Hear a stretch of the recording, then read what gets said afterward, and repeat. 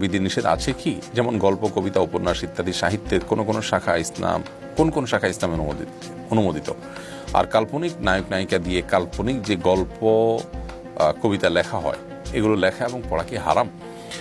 গুরুত্বপূর্ণ একটি বিষয়। সাহিত্য চর্চা এটি তো মৌলিকভাবে প্রশংসনীয় কাজ এবং এটা মৌলিকভাবে কোনো দর্শনীয় কাজ নয়। গল্প, কবিতা, উপন্যাস এগুলো লেখাও মৌলিকভাবে কোনো দর্শনীয় বিষয় নয়। প্রশ্ন হলো যে কাল্পনিক যে গল্প লেখা হয়, কবিতা লেখা হয়, বিভিন্ন ঘটনার অবতারণা করা হয়, অথচ এই ঘটনা আদৌ ঘটেনি, কাল্পনিক একটা চরিত্র বা একাধিক চরিত্র দাঁড় করিয়ে গল্প লেখা হয়, এটা তো সাহিত্য চর্চার মধ্যে অহরহ হয়ে থাকে। এই জিনিসটা জায়েজ আছে কিনা? ধরুন একজন ব্যক্তি, তার একটা পরিবার আমি বানালাম এবং সেখানে অনেকগুলো ঘটনা আমি সেখানে সাজালাম, বাস্তবে এরকম কিছু ঘটেনি।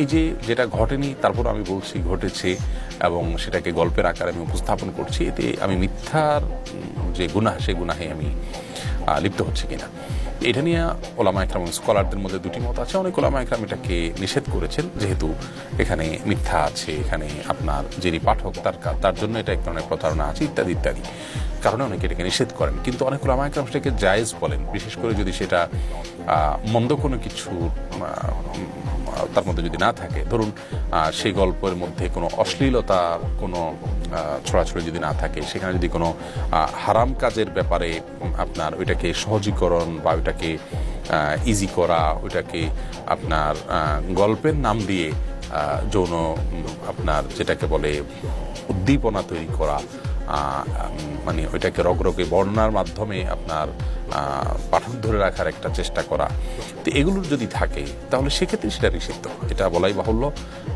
এছাড়া সেখানে যদি কোনো শিরক বা কুফরের দিকে মানুষকে ধাবিত করা হয় বা এমন কিছু লেখা হয় যেগুলোতে মানুষ সে ধরনের শিক্ষা বা সেই ধরনের উপলব্ধি মানুষের মধ্যে জাগ্রত হবে, তো সেই ক্ষেত্রে এগুলো নিষিদ্ধ। আর এমনিতে যদি ভালো উদ্দেশ্যে মানুষের উন্নত চরিত্র গঠন করার জন্য এমন কোনো গল্প লেখা হলো যে গল্প থেকে মানুষ ভালো কিছু শিখবে, শরিয়ার দৃষ্টিকোণ থেকে মন্দ কিছু নেই, তো সেটা জায়েজ আছে।